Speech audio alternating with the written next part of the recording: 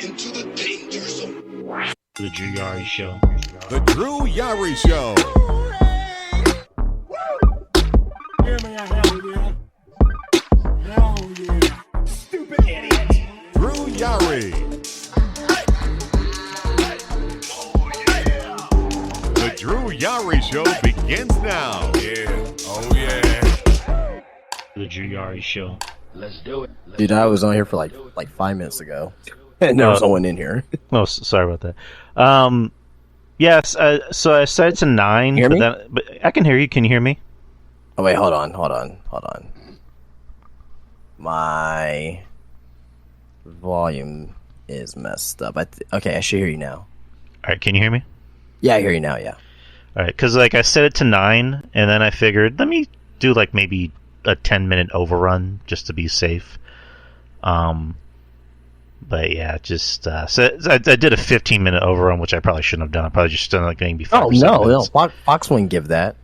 No. I said I was doing it because I set it to 9. Then I'm like, maybe I should set it to maybe 9:05 or 9:10 just to be safe. And because I thought Fox was going to give SmackDown an overrun because No, they do a hard 9 o'clock cutoff for most part. So I just figured because it's The Rock and they're going to give The Rock more time, but it was just literally The Rock talking, and I don't know. I kind of have I have a different opinion about that segment. I don't know how you felt about it, but we'll get into it in a little bit. But how are you, man? What's up? okay, man, hanging in there. Yeah, just living life. Yeah, how about you?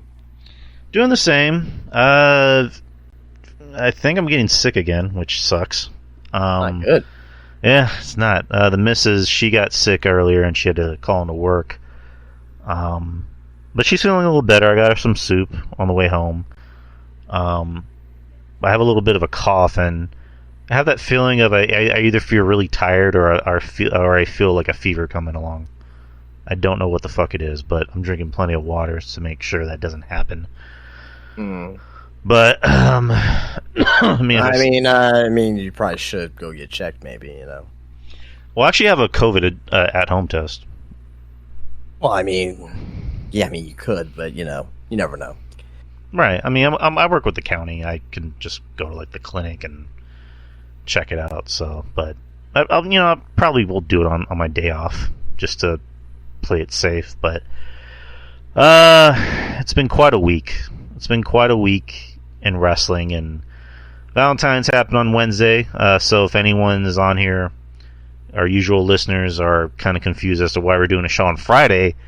Wednesday was Valentine's Day. It was our holiest day of love. So we decided. So instead of just canceling the show, which I hate doing, we just switched days for temporarily, of course. So we'll be back next week. Same time, same channel. And also we got the Elimination Chamber upon us next week. So it should be a fun show. But tonight's a fun show because we have a lot to cover, especially what just happened recently. So, instead of doing an intro, we'll just start it up. Welcome to The Experience, a very Friday, a very special edition of The Experience on Friday night. I am Drew, and with me, as always, Justin, SpineBusterTees, SpineBusterTees.com. And for anyone just trickling in or listening, this is a Friday edition of the show because Wednesday was Valentine's Day. So last week we just planned it ahead. Let's just switch it to Friday instead of just canceling. So, but what did you do on Wednesday? Worked. Nothing. Right. I'm single, so I mean, no, I don't celebrate Valentine's Day. Yeah, we do and we don't. I mean, because Valentine's Day is just kind of seems like another day, but we still like to. I mean, I still like to do something for her at least, being that she is the love of my life. Yeah, absolutely. What did you end up doing on Valentine's Day? We went to a restaurant called Carrabba's. It's downtown. It's by UTSA. Very familiar. We've been there before. It's pretty good. It's better than Olive Garden. Much better. Yeah. Better atmosphere, better food, better prices. And afterwards, we just like chilled at the mall for a little bit, and then we went to the movies and came home. And it was What would you go see? we went to go see Madam Web. Fucking that piece of shit movie. Yeah, it was bad. It was not a very good movie. I mean, I asked her in advance, like, would you want to go see that or something else? And she's like, well, let's go see that. Like, fuck it. And I don't even gotta go. I ain't even gotta go see it to know that it was gonna be a bad movie. oh yeah, we knew in advance, and we were just sitting there having fun, just shitting on the movie. Like we were just shitting that's fun. on bad dialogue. Just to give a little short review of Madam Web on the podcast, it sucked. It is my choice for the worst film of the year so far. Sony. This is basically a example of Sony not wanting to let go of Spider-Man. For anyone that doesn't know, the reason why Sony is putting out a lot of these movies like Morbius and Venom and Madam Web is because if they don't make a movie within a certain amount of time, they have to give up the rights to Spider-Man. And Marvel is going to take them, which honestly they should. They should just give up the rights because these movies fucking suck. So just let go of these movies and let Marvel take them. Yeah, Madam Web was bad. It's a movie. Just it didn't need to happen. It's a textbook example. If somebody ever asked me, "Hey, what's a movie that shouldn't have happened?" I'm pointing to that. So bad movie. If you feel like just laughing at something for like an hour and a half, go see that. Otherwise, just don't see it for any reason at all. But yeah, Madam Web was pretty bad. But just hey, we had fun. We had a good day. It was pretty fun, and that's really all that matters. But now we're here to talk about the week of wrestling, preferably everything that's been going on since Thursday. Well, which that was the day after Wednesday, and that's the week of wrestling. But you know what I mean. But let's kind of rewind the clocks back. So in the past almost a month, there's been this big controversy with the main event of WrestleMania involving The Rock and Roman and Cody Rhodes. With the idea, allegedly being that The Rock had politicked his way into the main event of WrestleMania. And on Wednesday, you and me, went over it, and we went over different ideas. And you had said to me, The Rock is too smart of a businessman. And he knows how wrestling works, and he knows what doesn't work. So, this is probably just one big swerve, which the very next day was the press conference, the WrestleMania press conference in Vegas, which, for a press conference, it was it had a lot of people there treating it like it was an actual sporting event.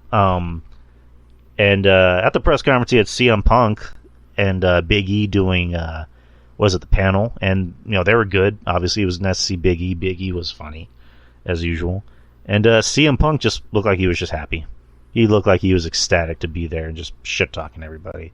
And then Pat McAfee and Michael Cole. It was like an hour and a half, hour and a half, and the majority of it, leading up to, I guess, the main event, was just everybody coming out to promote something. You had Bianca come out there to promote her show with Montez, and then you had Rhea Ripley to come out and, I guess, half promote, the Australian show, and then talk about Mania, and then Becky came out, where it's like, it's pretty sure who Rhea's facing at Mania. But yeah.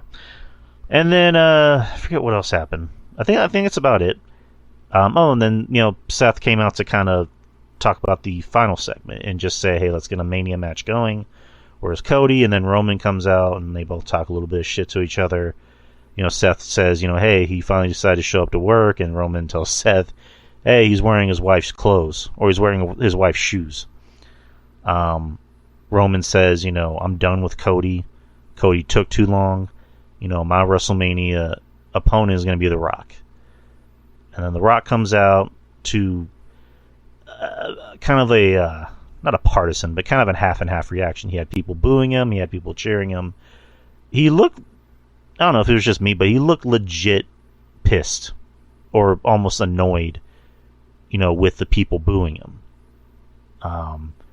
He talks about, the main event of WrestleMania being him and Roman, and then brings up the Cody Crybabies, comment that he made on Pat McAfee's show, and just tells the audience, whether you like it, whether you hate it, it doesn't matter.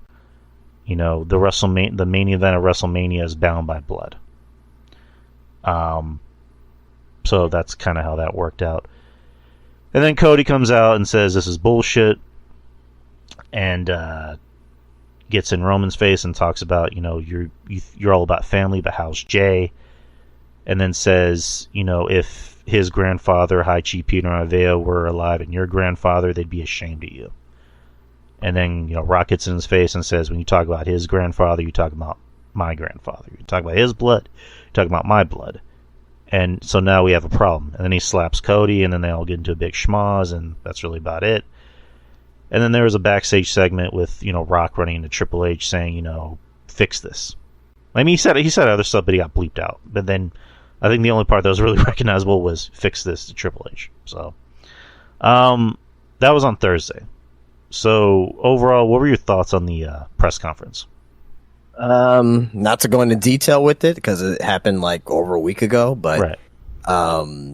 They need to do they need to do this at least once a year if it's needed. That was great. That was fantastic. It did more to build up, WrestleMania and the storyline with Cody and Rock and Roman. So I thought it was fantastic. Right. And then the very next night on SmackDown, Triple H opened the show, pretty much confirming the main event of WrestleMania is Roman and Cody Rhodes, and then kind of taking little subtle digs at Rock, saying that your opinion doesn't matter, blah, blah, blah. Flash forward to today, or let me kind of backtrack and then we'll get back. So on that Friday, Paul Heyman was telling Triple H that next week on SmackDown, the Tribal Chief will be here with The Rock. So now we're here on Friday. The show closes, as you can imagine, with Roman coming out and talking to the fans, telling them they're all stupid and blah, blah, blah. And my cousin's about to come out here, and he's going to join the Bloodline. And then The Rock comes out. Officially, Hollywood heel Rock, however you want to put it, 90s, late 90s Rock, Nation of Domination Rock, whatever you want to call him. Back to wearing, $500 vests and sunglasses.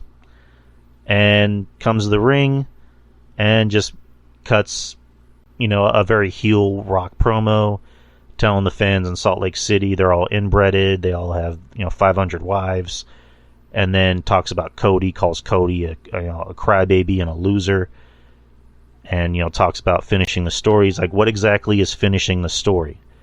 My cousin beat your ass last year and you lost. Accept it and move on. This year at WrestleMania, I'm going to make sure you walk out a loser. So that was the pretty much the gist of the promo. But I want to start with you because I kind of want to gauge your interest on how you felt about the promo. How'd you feel about the segment? The promo with heel Rock. Effective. This is 1,000 times better than what we would have gotten. Face Rock would have been boring. This is fresh. This feels like, we had Face Rock for like over, since he came back in he hasn't really been heel in 20 years? So He hadn't been heel since 2003. So it's like, it's refreshing. It's refreshing to see. Right. You know what I mean? Some of the zingers that he did to the crowd was, actually funny, actually legit, made me laugh. Felt like it was like 98, 99, you know what I mean? How long can this go for, you know what I mean? Whatever, but, one thing that it didn't bring the segment down, but what did make the segment a lot better was that these dumbass Mark fans still cheering for Rocky when he's calling him fat and stupid right. and inbred and all that shit. So I can't really blame The Rock, blame the crowd for that shit. But outside of that, I thought I liked it. I liked it for sure. Yeah, it was a good change of pace. Aside from everything that's been going on, The Rock being a heel in 2024 was not on my bingo card. It wasn't even on our predictions. list of like The Rock is going to come back and be a heel. And yeah, the whole like the crowd cheering when The Rock's calling them fat inbreds and like telling a guy in the crowd, "I'm going to knock the herpes off your face." Like they're still cheering for him. And it's just like, can you people boo him? Like you're supposed to be mad at him, and you're still cheering for him. So, I don't know if it's just me, but like, again, like the Rock. Granted, he's not here every single week, but just I don't know, just something seemed a little off about the promo. Like he didn't have that energy that he usually has. But again, he's a 52-year-old man, so I'm not going to hold it against him. But again, I enjoyed it. It was a funny segment. I laughed. My wife laughed. You know, my sister-in-law laughed at all the insults that he's calling the people. And this is, you know, fucking 1997 Rock. This is 2003, you know, Hollywood Rock. And now we got 2024 Rock. And so what do you make of his involvement in WrestleMania with Cody and Roman? I don't know. Right. I mean, I don't know. I can't really tell you what they're gonna do with Rock at WrestleMania. Like, are they gonna do Rock versus Cody? Are they gonna do like night 1 Rock versus Cody, the night 2 Roman versus Cody or something like that? I have no idea what they're gonna do. Are they gonna end up doing the tag team match? Like, you know, like who knows? I don't know. I'm just waiting to see what happens after the Elimination Chamber to see where we go from there. So, I mean, that's kind of the idea. Is that night 1 is going to be Seth and Cody versus Rock and Roman, and night 2 is going to be Cody and Roman. And a lot of what happens in night 1 is, you know, obviously going to play a big part in night 2. I know the idea that's been floating around, which I'm not crazy about, is, you know, Seth is going to turn on Cody, which I don't see why. That doesn't really make any sense. I guess it does, because I guess Seth still doesn't like Cody after Cody beat him 3 times. So I think it would make more sense if, like, after, like, they lose the match or during the match, Seth turns on Cody, and then again it's just stacking more odds, you know, against Cody leading up to the main event. Like, you already have The Rock, and now you have Seth. So, like, and Cody's not going into the main event, you know, 100% the next night. So that just makes his win, you know, that much better. If he does win, hopefully he does win. So SmackDown, it was mainly just a 1-segment show. And it's not to take away anything from the rest of the night. It was very much a wrestling show, like a very wrestling heavy show. That they wanted to get all those matches out of the way because they were preparing for, you know, the big segment of the night. And they're in Salt Lake City, and Salt Lake City is surprisingly a very good wrestling town. Granted, they probably don't get a lot of shows or events there, which shows, you know, a lot of these small market cities, they're usually very appreciative of wrestling. But yeah, they're a pretty good crowd. I was surprised on how lively they were. I'll give it to them. But the rest of the show was pretty good. You had a lot of qualifying matches for Elimination Chamber. You had Kevin Owens and Dom, you know, Kevin getting the win, while R-Truth is out there still thinking he's in the Judgment Day, and he keeps thinking Kevin Owens is the Miz, which how do you feel about this whole R-Truth thing with Judgment Day? Well, I mean, it's a comedy feud. It's just going to lead up Miz and R-Truth versus Finn and Damian Priest at WrestleMania. R-Truth is going to be the one to destroy Judgment Day. So, who would have expected that? R-Truth of all people to destroy Judgment Day from within? I don't know. Just seems kind of weird, but you know, people love R-Truth, and he's going to get his Mania moment. So good for him, I guess. But let's see, another match you had The Miz versus Logan Paul. Logan Paul with his television debut, or his television wrestling debut in a qualifying match against The Miz. I hate to say surprisingly, but surprisingly a good match, a really good match, a much better match than I expected. I mean, I was going into it kind of being like, okay, let's kind of finish this up quickly so we can get to the last segment, but the crowd very much pro Miz, And I think a lot of that had to do with the fact that they hate Logan Paul, but Miz really just showing people, hey, I don't suck. I'm actually very good. And he was doing stuff that you hadn't seen Miz do before. So him and Logan had a great match. Logan, again, just... I wouldn't say that. That was the worst Logan Paul match I've seen yet. Okay, just opinion. But, they had a really good match. Wasn't a great match, but it was a good match. Much better than I expected. But why didn't you like it? It just didn't click for me. Yes, Miz was doing some different things, but in comparison to some of the other Logan Paul matches that happened, this wasn't as good. Okay. Yeah, alright. Fair enough. Let's see. Other matches, you had Zelina Vega versus Tiffany Stratton in a qualifying match. Tiffany getting the win after... Well, not really an interference. You had Legado del Fantasma at front row, and there's kind of a weird thing where Zelina grabs Elektra and throws her over the barricade and throws her back. I just thought that was kind of dumb, but whatever. But Tiffany getting the win, so Tiffany is now in the Elimination Chamber.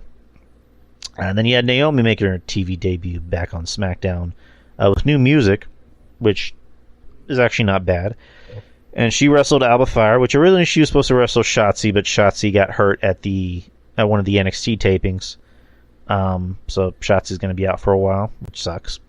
Naomi getting the win against Alba in a decent match. Not a great match, but a decent match. And then you had the Authors of Pain versus two guys from NXT. I'm blanking on the names. Big Body Javi. Big Body Javi. And who's the other dude? I don't know. I don't know the other guy. Authors of Pain in the win. And, Braun Breaker is now officially on SmackDown. So, good for him.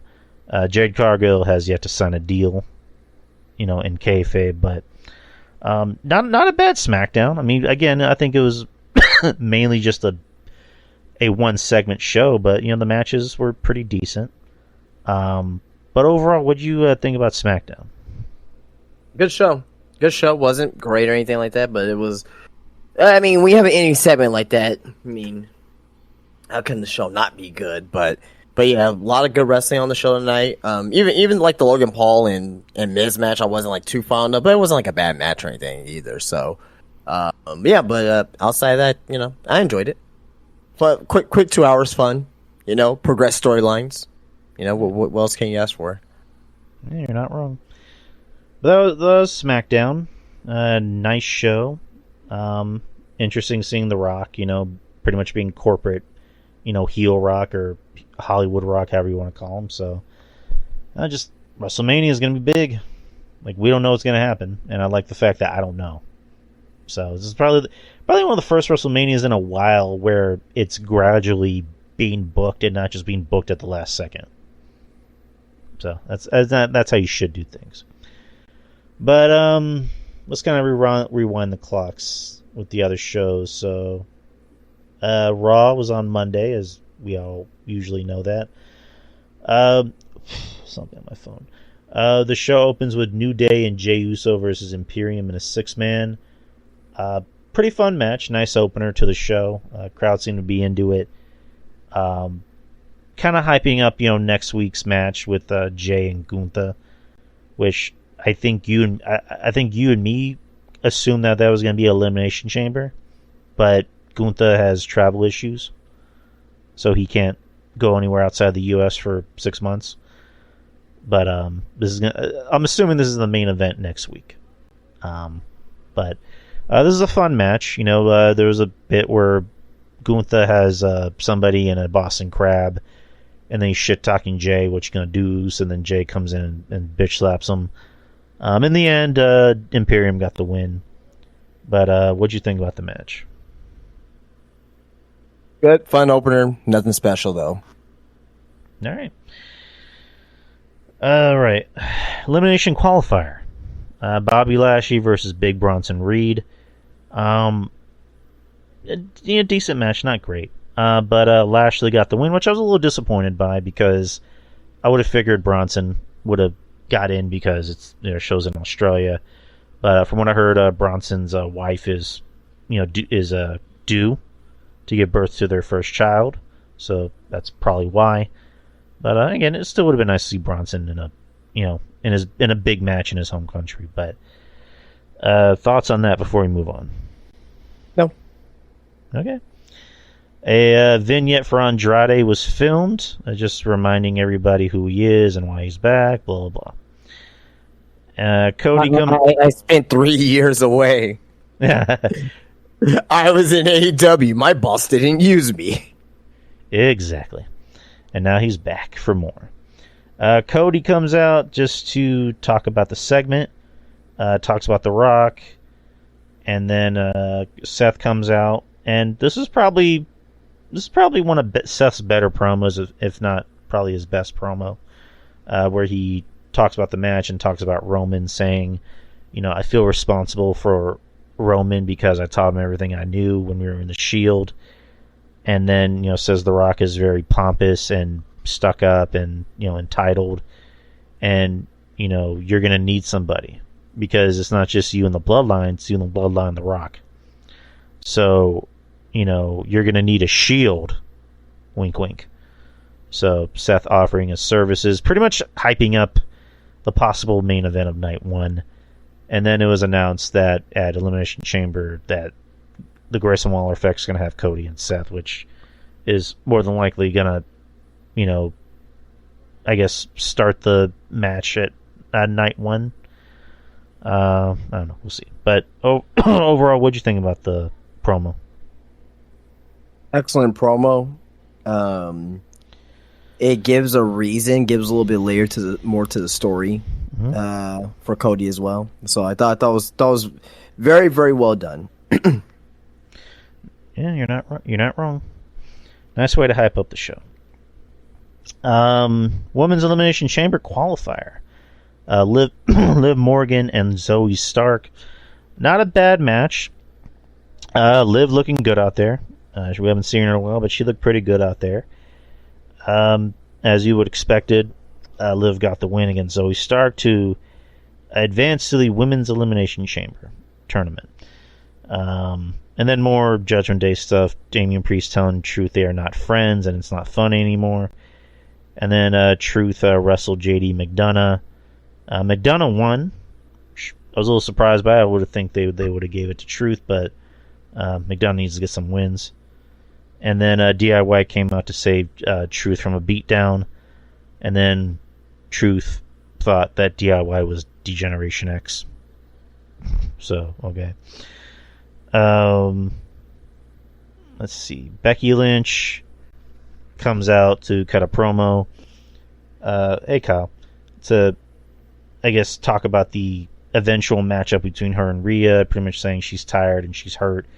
And her little girl's always asking her, why are you tired? Why do you have a black eye? Why does Daddy want to beat up Maui? Which, it took me a second to realize what that was. That's the character he played in Moana. So, whatever.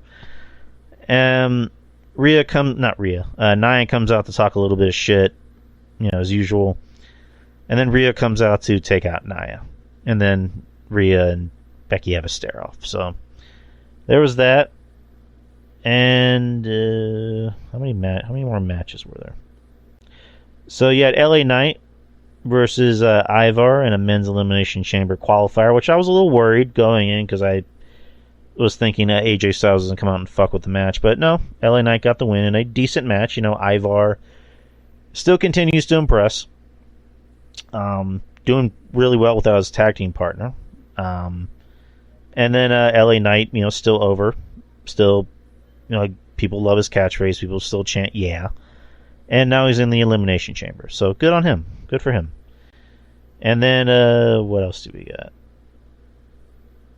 Yeah, that's pretty much it. The main event, you had Shinsuke Nakamura versus Sami Zayn. The match didn't disappoint. Both guys have a rich history with each other. With Nakamura having his debut match on NXT against Sami Zayn, which is still one of the best matches I've ever seen. This probably wasn't as good as that, but it was still a pretty good match.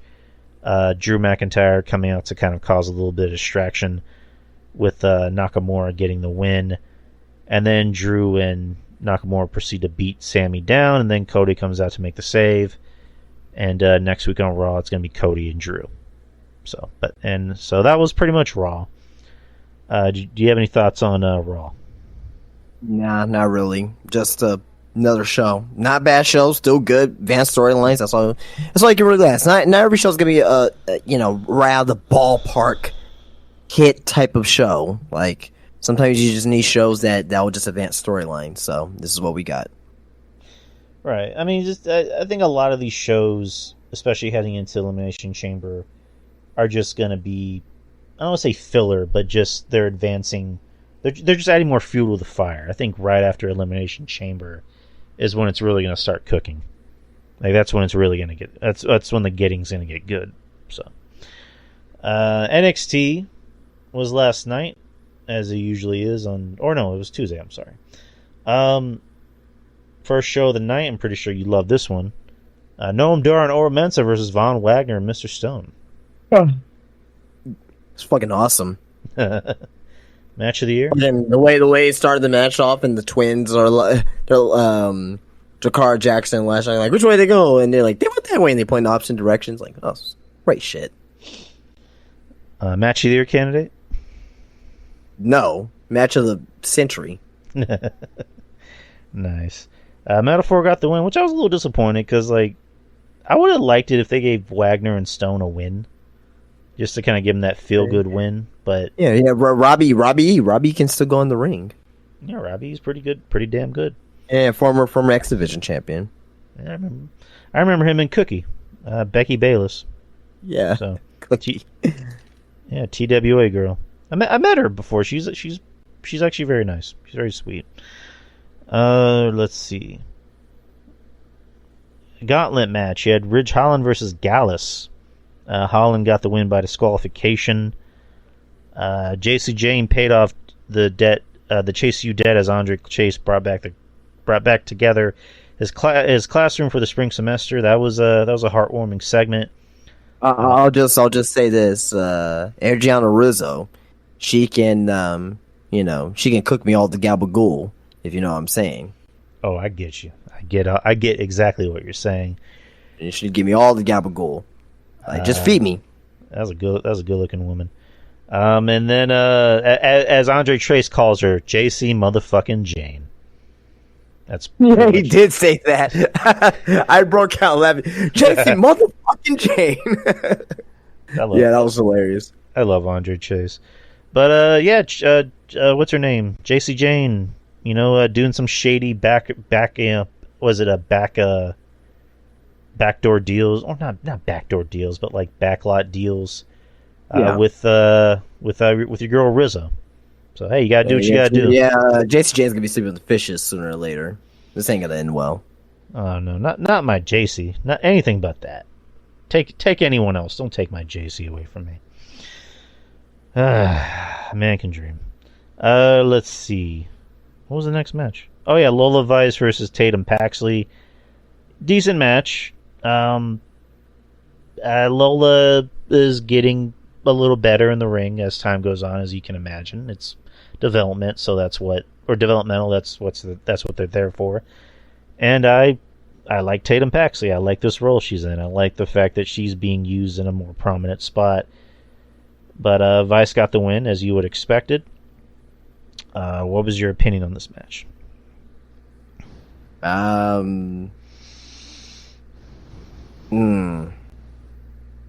wouldn't say I didn't like it, but I wasn't too fond of it. Right.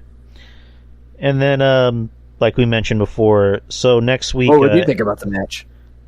It was a match. It wasn't terrible, wasn't great, not something I'll remember, but it was a match on the show.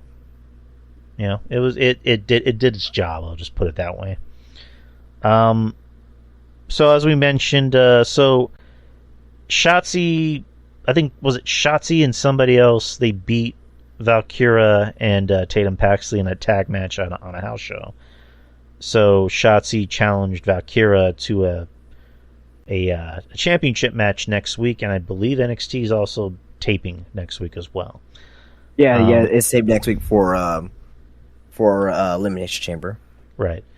And I think SmackDown's taped tonight too. Ooh, we're gonna get some spoilers.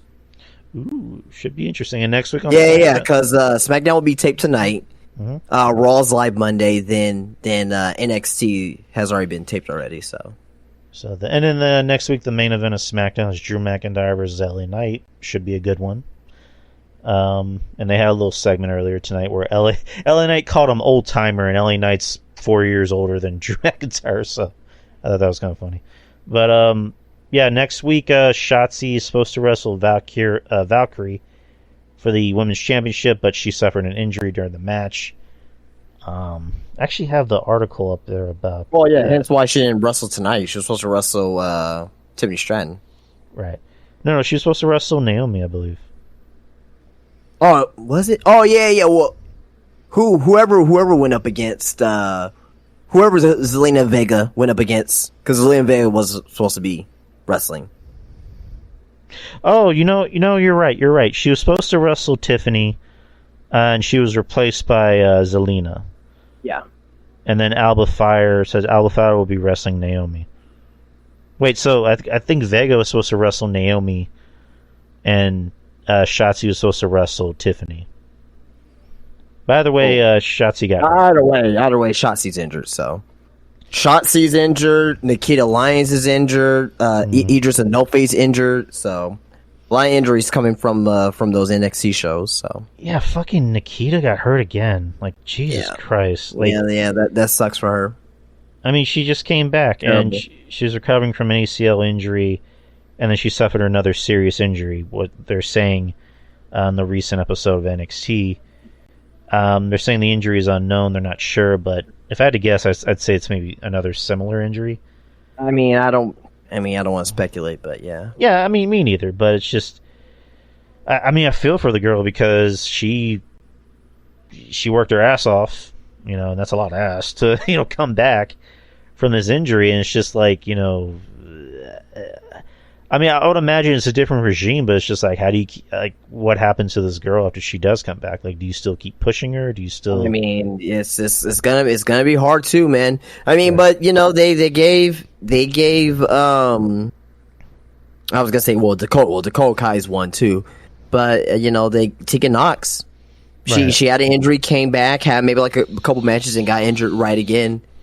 You know what I mean? So, Yeah, I mean, again, I don't want to see someone like lose their job or get depushed, because of injuries. And I mean, again, it's the Triple H way of things. Maybe he kind of treats it differently. Of like, well, they still have value, and it's Shawn Michaels pushing NXT, but you know what I mean. I mean, if she's not in the ring, I mean, maybe they'll make her like a valet or something to some babyface wrestler, but she's not a mouthpiece. She ain't a good talker, So no.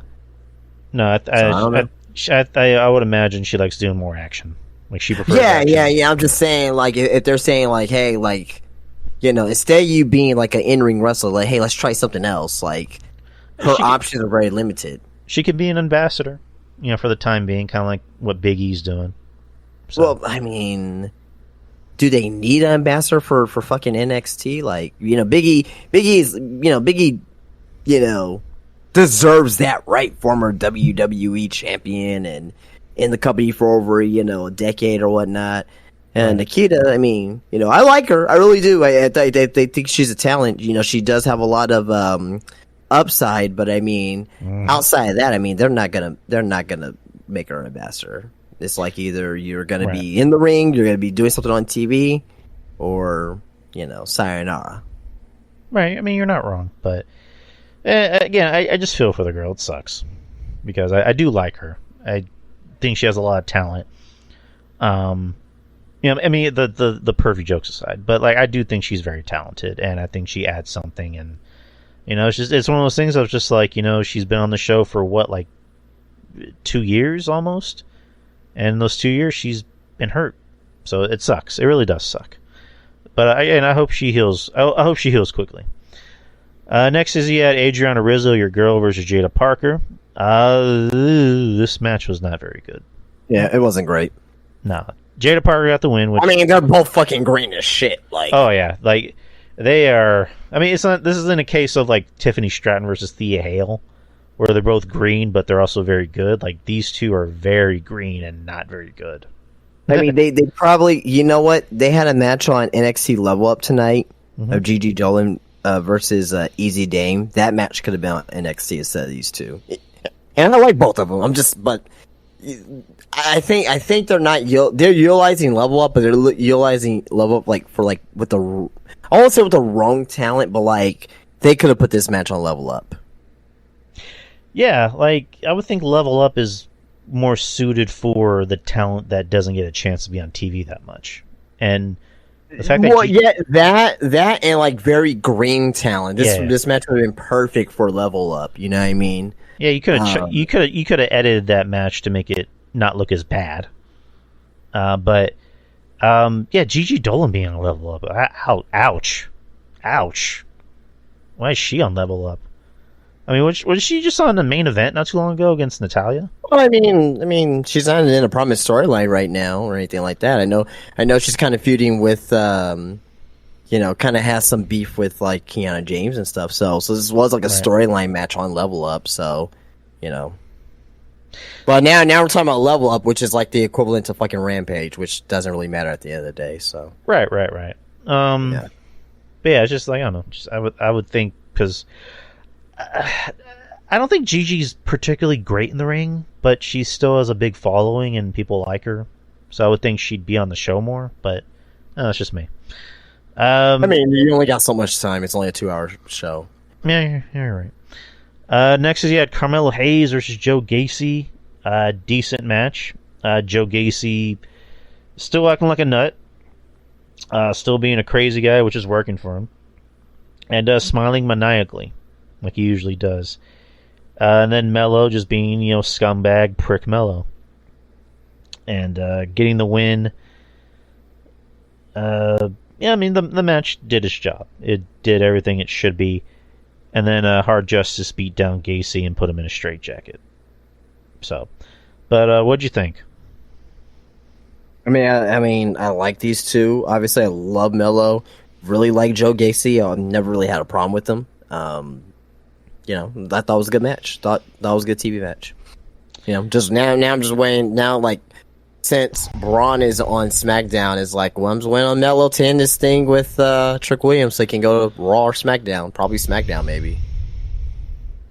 I mean, we'll get to the main event because I have some questions. So, you had Obafemi coming out and just laying out a challenge and saying, send me somebody that you don't want back. I think that's how he said it, right? Yeah. Out comes Lexis King, the biggest shit stir in NXT, and challenges Obafemi to a match next week, and tried to get a shot at Femi, but got sent reeling by the champion. Femi's he's finding his rhythm on the mic. He's not perfect, but he's finding his rhythm. He doesn't, as far as I've seen, he doesn't stutter. He actually looks comfortable out there when he's talking, and the fans, they'll do like the grunt, the thing whenever he like talks or does anything. So he's doing fine. And then Lexis King is just, again, good at being the scumbag douche and just a troll, doing anything for clout. But thoughts on this? I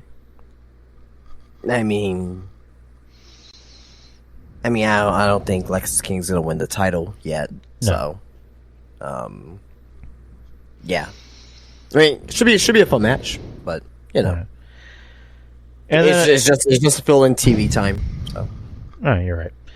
Another vignette talking about the evil of human nature, and then hyping up what's more than likely going to be Julia. So there's that. Brooks Jensen and Julia. It could be Julia and Jesus Christ. I heard another name too. It just left my spirit right now on who it was, but I don't know. We'll circle back. All right. Brooks Jensen and Josh Briggs got into a brawl, so that's a feud that's gonna happen. Damn good well, no, that was last week when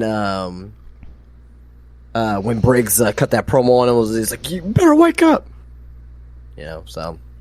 But yeah, now you got a pissed off Brooks Jensen.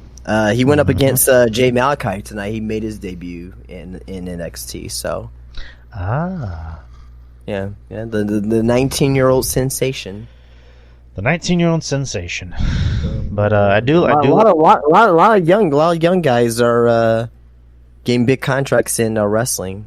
You know what I mean? Him, Nick Wayne, you know, so these guys are starting off young, and they're coming in young. So, you know, it's kind of off topic. Do you think Jacob Fatu's coming in NXT? no, Why not not? NXT. Well, I mean, maybe Why- what- WWE in general. Well, yeah, WWE, but not NXT. It's too fucking old for fucking NXT. Right. It's like how people like. There's actually people thought if Okada were to sign to WWE, like, oh, he's gonna be in NXT. Like Okada's fucking 36. He's not gonna be in fucking NXT. This is not 2018 anymore. Like NXT, and I said this many times. Many times, it is a youth movement. They're gonna bring in young guys. So maybe like Ricky Starks. I can see Ricky Starks being NXT, even though I think he's probably, you know, good enough to be on the main roster already. But I think he'll be a big fish in a small pond. Oh, I'm sorry, small fish in a big pond. There you go. But yeah, there's no way that you're gonna bring in talents that are already well established and older, and you put them in NXT. Now they may go down to the Performance Center to learn the WWE ropes on how to be on TV, kind of like what Jade Cargill's doing. You know, it's like Jade Cargill. She's always at the Performance Center, but she's never appeared on NXT. Not at all. Not once. You know what I mean? Well, yes, she did. Sorry, kind of. Yeah, it was the NXT versus AEW show, but that doesn't count. I mean, like, physical wise, but outside of that, like, yeah, no, I don't see Jacob Fatu being NXT. I'll be shocked. I mean, it kind of looks like he's coming to WWE in general, because I know one, you know, Booker T has made a play, you know, saying that he wants to get him in because, you know, he's, you know, Fatu's at his Fed, Reality of Wrestling. And also, last week at the press conference when The Rock was showing his family tree, you see Jacob Fatu's name on the list. Which, again, could just mean anything, but you know how WWE... I mean, he had the whole fucking family there, so... Right. Zilla Fatu was on there. You had Lance Anoa'i on there, too, you know what I mean? Right, but you know how WWE used to be in the past, where it's like, we can't mention people that aren't in the company. And it's like, but they're family. We still can't do it. Whereas nowadays, you can make mention of, you know, pretty much anyone. Like, you know, like in the fucking vignette from last week or the vignette for this week for Raw, talking about the promo with Seth, where Seth talked about the Shield, you see Dean Ambrose. And again, it may not be a big deal now, but before WWE would have found a way to crop him out of the video. So, again, that's not me saying John Moxley's coming back to WWE. I'm not saying that. I'm just saying WWE now does different things. So they're just like, yeah, they used to be in the company. They're our IP. We can show them if we want to. But yeah, I think Fatu will be in it. I know he wants to. I'm pretty sure his cousins want him to.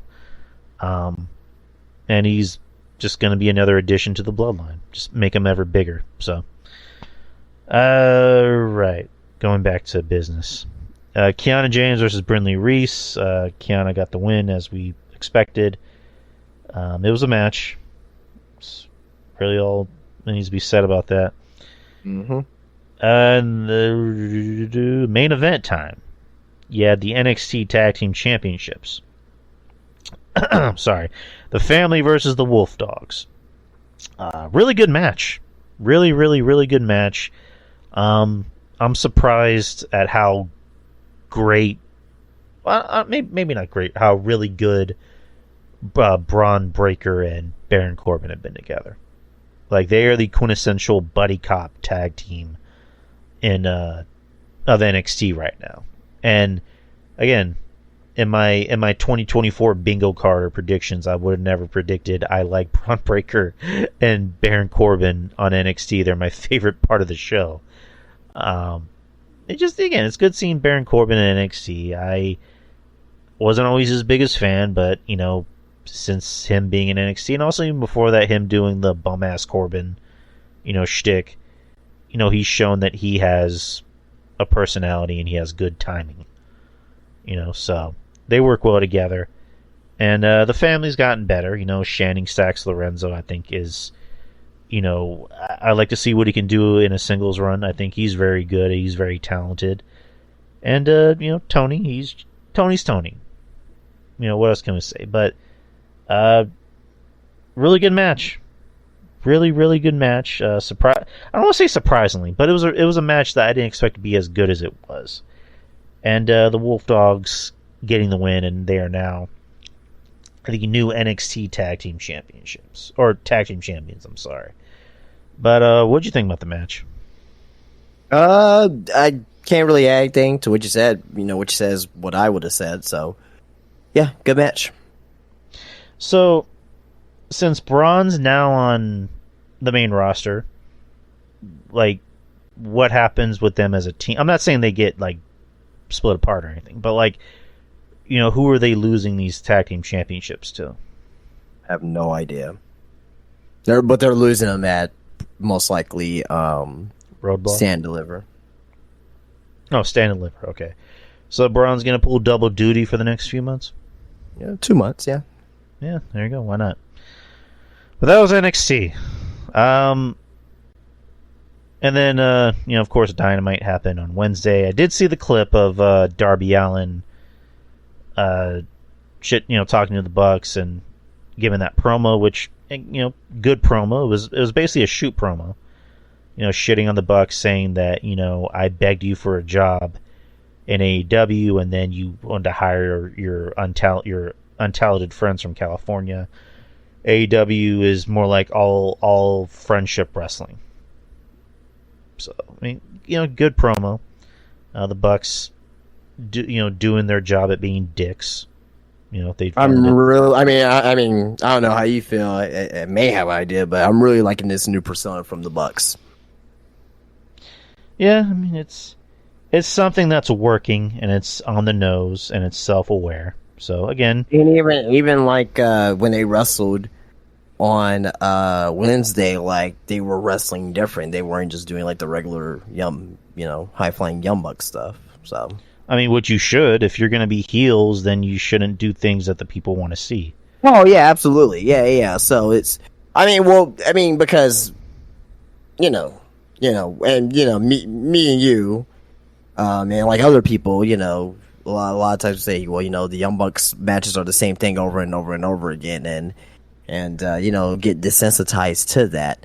It looks like they're trying to do something different, and right now it's hitting. So, to me, right now it's the best the Young Bucks has ever looked, ever. You know what I mean? So, but we'll see what happens, and see where they go from here. All right, but that's pretty much all I saw on the show.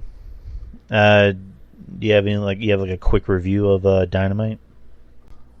No review per se, but still AEW still is not telling us stories in general.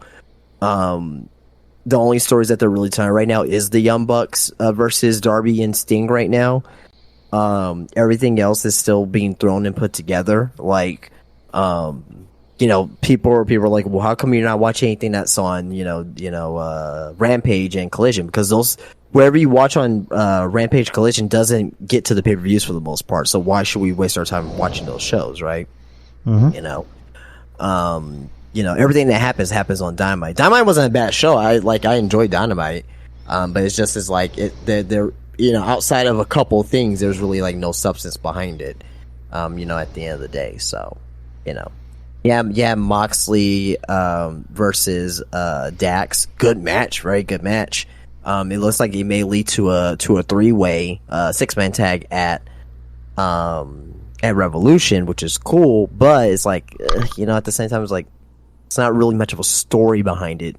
The only reason why they're going to probably have this 6-man tag is because of the CMLL guys who were feuding against the Blackpool Combat Club. They're not going to be available for Revolution because they got something going on in Mexico. So yeah, I mean it's just a lot of there's a couple good things on there. Outside of it's like Samoa Joe and Swerve and Hangman. Not really much of a story there. The only story is Hangman and Swerve kind of having the double turn. It seems like Swerve is trained towards the face now, which is good. You know what I mean? And Hangman, trained towards the heel with his Magnum TA mustache. So yeah, I mean, but again, like I said, there's really nothing on there that's really to sink my teeth into. Like, oh my god, can't wait to watch next week. Nothing like that. Again, wasn't a bad show. I think it was one of the better shows that they had in the last month or so. But again, it doesn't really do anything for me to come back and like, oh, I can't wait to watch Dynamite next week. Sorry about that. I was changing something. Yeah, just kind of just said everything that everybody else said. Just the shows just feel like it's. From what you said, the shows sound just like it's just matches. It's just matches and not really any storytelling other than, the stuff that's going on with Sting and Young Bucks and, somewhat of the title match with Joe and, Swerve and Adam Page, but that's really about it. The show is going to be the week after Elimination Chamber, right? The pay-per-view? Yeah, it's the first weekend of March, I want to say, yeah. All or right. second weekend. No, it's on the 9th, I think. March 9th, I think. And it's on a Sunday, right? It was on a Sunday? That's what I heard. If it's the 9th, then it's going to be a Sunday. Well, no, that's a Saturday. Let me look it up real quick. No. Revolution 2024 is on Sunday the 3rd. So yeah, so it's So Elimination Chamber is next weekend, and the weekend after that, yeah. All right. So we got 2 back-to-back pay-per-views next 2 weeks. Yes. All right, let's start with the ratings, and then we'll get to news. So let's start the clock back from the week previous, which was. I guess we can start. Yeah, we can start with AEW Dynamite. AEW Dynamite from February the 7th. They drew an 8:05 with a demo of .28, and then the week previous was a 8:18, so they were actually down this past week, or last week, I'm sorry. Friday Night SmackDown from last week drew a 2.5 million on a show with no Roman Reigns and no Rock, so that was pretty impressive. They drew. I think a lot of people were expecting it though. Right after that hot angle on the previous day on Thursday. So. Right. They drew a .75 in the demo. The week previous, they drew a 2.4 with a .74, so they're actually up. Rampage from February the 9th drew a 456 in the ratings and a .14. AEW Collision drew a 491 and a .15 in the demo. Monday Night. I think that one had the House of Black versus I forgot who it was. But like House of Black. Like speaking of House of Black, do you know the last time when Malachi had his last singles match in AEW? Was it like 2 years ago or a year and a half ago? It's been 2 years. Jesus he had his last singles Christ. match in AEW. He's had singles matches outside of AEW, like, I think his last singles match was like maybe 8-9 months ago or something like that. So I don't know. But, I don't get this about Tony Khan. Like, you sign all these people and you don't do anything with them. Just if you don't have anything for these people to do, find something for them to do, or just let them go. Like, it's that easy. Just cut them loose. I mean, it's either because these guys got Miro and Aleister Black. They let go from WWE. So it's like, you know. Yeah, but it's just like they can go back to WWE and do fine. They're not doing. Well, anything in the company. you're not lying, but you know, at that time, you gotta think about at that time, like Vince had a fucking stranglehold. What the fuck was going on is before all the allegations and shit, and Right. you know, and at that time, it was like, oh, well, you know, it looks like a good move for me. And when they brought Malachi in, like he was red hot, like beat Cody, you know what I mean, and had this feud and all that shit, and you know, ever since then, like they haven't done shit with them, and you know, in reality, Malachi, maybe not a main eventer. I think he is a main eventer, but like, if you don't want to make him a main eventer, like he should be like upper mid card. Like Malachi, not at least having a run with the TNT Championship or the International Championship or anything like that, like is a travesty so far. All the only thing he's won right now was the Trios Championship. So whoop-de fucking do. Mm-hmm. Yeah, it's just like, just cut these fucking people loose. Like, cut Malachi loose. Let him go back to WWE. If he goes back to WWE now, like, again, I don't want to like bloviate and say, oh, he'll be the main eventer or something. Like he'll be top of the card. He'll be treated more importantly. I'm pretty sure Buddy Matthews wants to go back and just be with Rhea. Maybe put him in the Judgment Day. I don't know. What sucks is that, you know, fucking, again, Malachi, he's signed up for like another 3 years. Yeah, he's got like 3 to 4 years left in his contract, yeah. Jesus Christ. Like, I don't know. Just Malachi Black is too fucking good. He is too fucking good for you to not have anything for him. I mean, who knows? You know, maybe things change between now and then, but it doesn't look like it as of right now. So, you know. Right, it's just like, and Tony Khan doesn't want to grant releases for anybody, which is just like, whatever. Where were we at? Monday Night Raw this past Monday drew a 1.747 and had a 0.56 in the rating. The week prior was a 1.8, so they are actually down. So I don't know about all that. NXT this past Tuesday drew a 650,000 in the rating and drew a 0.17, and it's actually steady. So they didn't really go above or go below. So, but they actually were down in the demo, because last week they were 0.19. And then, what was that? No, I was like, It's like the ad money. Mm-hmm. And then AEW Dynamite from this past Wednesday drew a 811,000 and a 0.30 in the demo. Last week they were an 805, so they actually had a raise in the rating. So good for them. But those were the ratings for this past week. What do you predict that tonight's SmackDown will draw? What was that? I don't know. Maybe the same, or maybe actually it'll be higher. It'll be higher because of The Rock and Roman. So yeah, maybe 2.7 million. I don't know. All right. So news. Let's talk about news. Producers for this week's episode of Raw revealed. For Jey Uso and the New Day versus the Imperium, Michael Hayes and Bobby Roode were the producers. For Bobby Lashley versus Bronson Reed, Jason Jordan. For Liv Morgan versus Zoe Stark, Petey Williams. So Petey Williams getting work. R-Truth versus JD McDonough, Kenny Dykstra. For Becky Lynch and Rhea Ripley, Nia Jax segment, Jason Jordan. For LA Knight versus Sean Daivari. Or no, I'm sorry. For LA Knight versus Ivar, Sean Daivari, I'm sorry. And then the main event, Sami Zayn and Shinsuke Nakamura, Jamie Noble. So, what do you think about them apples? No thoughts. All right. I just wanted to ask. I mean, cool, I guess. Yeah. I love hearing the producers' news. Yeah. Nice. LA Knight news. Speaking of LA Knight, LA Knight was on the bump, and he said that he wants Usher to perform "Yeah" for his entrance at WrestleMania 40.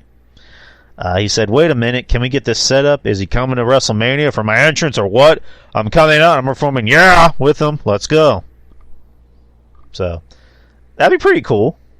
Not gonna lie. I mean, Usher was just at the Super Bowl, and he reignited a lot of the demographic that grew up in middle school and high school listening to his music. So it was nice seeing Usher out there, just getting better with age, and he's still got it, as the people would say. But what do you think about Usher doing LA Knight's music if it happens? Sure, why not? Yeah, just LA Knight's a big star, and it's a match made in heaven. Yeah, and yeah, so why not? The senior writer and producer Jen Pepperman exits WWE. Jen Pepperman, who worked for years as a writer and a producer for the WWE, as part of ways of the promotion, has been confirmed. PW Insider confirmed that Pepperman has left the company and stated that she chose to leave and was not released by WWE. Adam Pearce said, "Shout out to Jen Pepperman. I have always appreciated your creativity, passion, and the countless time you've given to help me and others backstage over the years. I'll miss your energy, but I know you'll be great wherever you may roam. My gratitude forever." And according to SES Scoops, Pepperman's departure was totally unexpected to those on the creative team. There is a belief that she already has work lined up for her now that she's gone, so good on her. I'm not going to pretend I know who this is, obviously. But, I mean, from what it sounds, she was very important to the team. Seemed like she was very well liked, and, she has a new job lined up for her, so good on her. Thoughts on this? None. All right. Drew McIntyre's contract status. Drew McIntyre, as previously reported, Drew McIntyre's current WWE contract was set to expire shortly after Mania this year. However, based on a new report, that no longer appears to be the case. Fightful Select is reporting that McIntyre's contract will extend well beyond WrestleMania 40. The former WWE champion had more time added to the contract duration due to past injury and inactivity. This could likely explain why McIntyre has been featured in the promotional material for the upcoming WWE live event in Bologna, I don't know how to pronounce it, Italy, while the card and talent are still subject to change. Additionally, both WWE and McIntyre have had conversations about a new deal. However, a new contract is yet to be finalized. And it's also noted that he is well respected in WWE by both talent and staff for his on-air work, media commitments, and community events. And he's also scheduled to appear at Mania this year, as we all expected. He was asked about it recently about his contract, and he just bluntly said, "I can't talk about it." So, if I'm WWE, obviously I'm signing him back and I'm giving him whatever he wants. McIntyre, yep. I've always been a Drew fan. I've always supported Drew. I supported Drew during the COVID era. I thought, he was doing, good. He was having good wrestling matches. I thought he was having a lot of really good matches on the pay-per-views. I mean, the COVID era was just, a lot of it was abysmal for the most part, but I always thought he was having a lot of the better matches on the show. I've always been a Drew fan. I like him better now because he's out there and he's having, not just good matches, but he has a lot of charisma. You're seeing, the Drew McIntyre that I think we all expected him to, or that we all knew he could be. And it's finally happening. And then, CM Punk getting hurt was almost like a blessing in disguise, because now it's really opened up for him to be just this dick, smug scumbag heel. And it's getting over. I mean, his shirt is the number 2 best-selling shirt in the company. So good on Drew. So sign him back, give him whatever he wants, and make that motherfucker the champion. So, but anyways, thoughts? Yep. No real thoughts, but yeah, I mean, he deserves a big contract. He's actually the current role he's in right now is the best role he's ever been ever in any iterations that he's ever had in his career, and he deserves it. So, sign Drew McIntyre. Chris Jericho to be absent from AEW television. Chris Jericho is slated to be off AEW television for at least a couple of weeks. The reason for this is because he is headed overseas to tour with Fozzy. His last match was on last week's episode of Dynamite, where he lost to Takeshita. And then there's just a full list of dates starting on February the 16th all the way until February 26th. He'll be overseas in England. And yeah, that's about it. So, any thoughts about this? Yeah, man. Yeah. Jericho and Fozzy, he still wants to do his, obviously his singing career, his rock band. So, Tony Khan granted him the time off to do that, to do the tour, good on both sides. So, he'll be back in time to continue the feud with the Don Callis family. So, and also as well, Kenny Omega's, he has diverticulitis too, so that kind of killed the momentum with that feud anyway. So, more AEW news. Tony Khan addresses MJF and Britt Baker's current AEW status. He was on the Sports Grid podcast and was asked about MJF and Britt Baker. On MJF and we'll see him back. It's something to keep an eye on with MJF. He's a great wrestler for AEW and has been a great world champion. He was very injured, and I would love to have MJF back anytime, and we'll see what happens here. And when asked about Britt Baker being sidelined due to an injury, she said Britt Baker's been out. She was injured, and there's a lot of times where we have a lot of great wrestlers out injured. So I think this year will be great, not only for great free agents, but also some of the stars that have been sidelined coming back. I heard Britt Baker was injured. I didn't know how severe it was. And then, obviously, with MJF, he is out with surgery. So, Lord knows when he'll be back, but hopefully it's soon. I do like MJF, but any thoughts on that? Not really, no thoughts. The sooner you get MJF and Britt Baker back, the better. This women's division in particular, it needs it, and because you got Mercedes coming in, so you're gonna need fresh matchups for Mercedes versus Britt, Mercedes versus Jamie Hayter whenever she comes back, Deonna Purrazzo, Toni Storm, Thunder Rosa. Speaking of, I went to Mission Pro last weekend. It was super fun. Yeah, saw a lot of great talent there.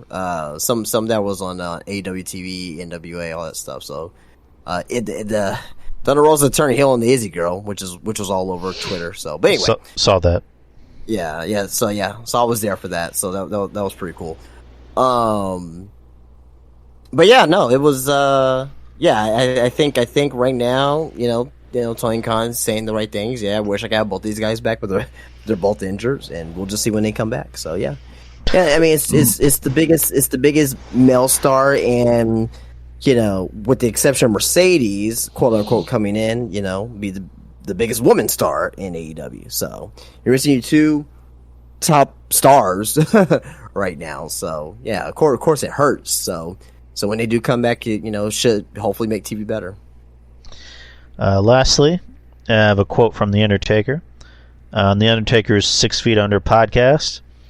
He commended Triple H for his ability to manage WWE efficiently, maintaining a calm demeanor despite the numerous challenges that he faces on a daily basis while running the creative of the company. He said, he's doing it calmly, so I'm not around obviously like I used to be. When I was working full-time, or even when I wasn't working full-time, it was just so chaotic. There was this calm backstage. The crew itself, the talent, they're relatively young. Top to bottom, they're young people. They're also chill. I've seen Triple H get worked up, but I haven't seen him yell at talent. I haven't seen him badmouth anybody. And he also continued, there's been times when you come back through the curtain and you know that ass chewing is coming. I haven't seen that with him. Like I said, I haven't been around a whole lot, but I've been around enough, and I know well enough.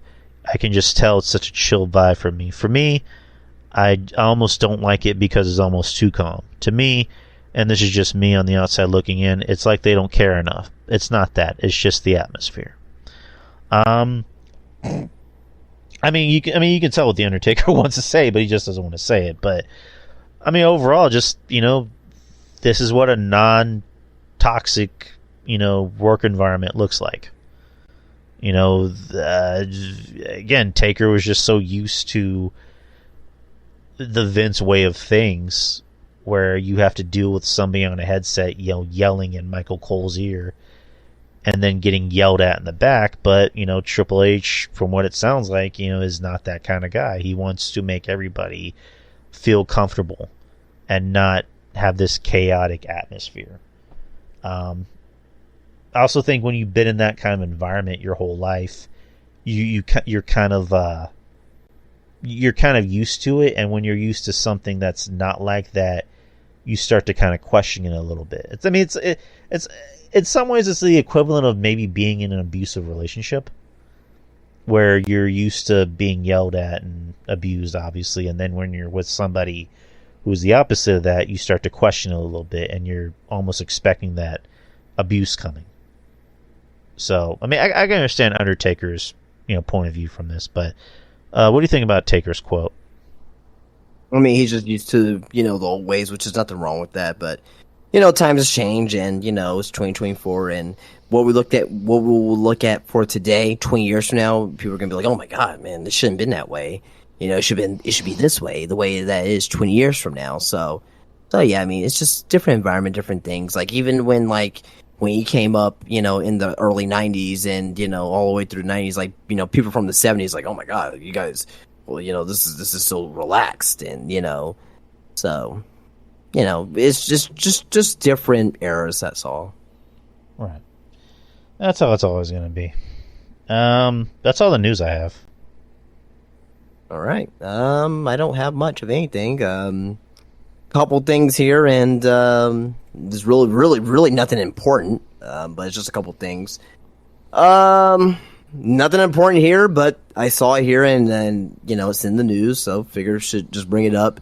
QT Marshall is going to be back with AEW in a non-wrestling capacity. So it seems like QT Marshall will be back in AEW in a backstage role. So possibly as a coach or a I guess you could say like a coach, or for that. So I know that I said in the past that QT Marshall does have a purpose in pro wrestling, that he does have something that can be given to talent. I know you guys, didn't really see that, but that was just in the news, though. I don't really expect a response out of you, but I just want to bring that up because that was in the news yesterday. But if you have any thoughts, yeah, you can let me know. Good for him. I figured.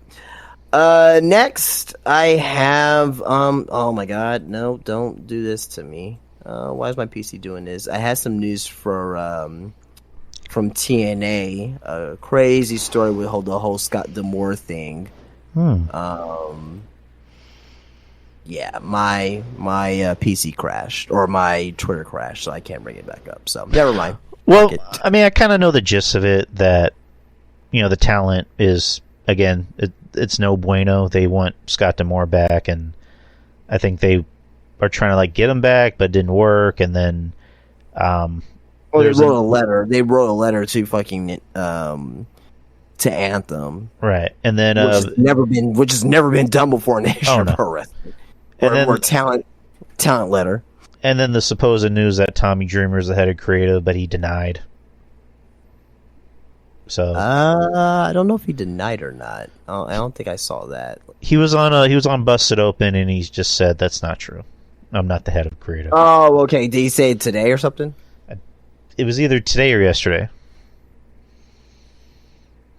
But yeah, he mentioned that he is on the creative team, but he's not the head of the creative. Well, someone has to be fucking head of creative. Well, yeah, but yeah, Dave. Ain't Scott D'Amore anymore. So it's either him or fucking Gail Kim is one or the other. So, Dave Meltzer promoted that, but that came out to be a lie. Well, it wasn't just Dave Meltzer. It was PW Insider. It was Fightful. Fightful as well. So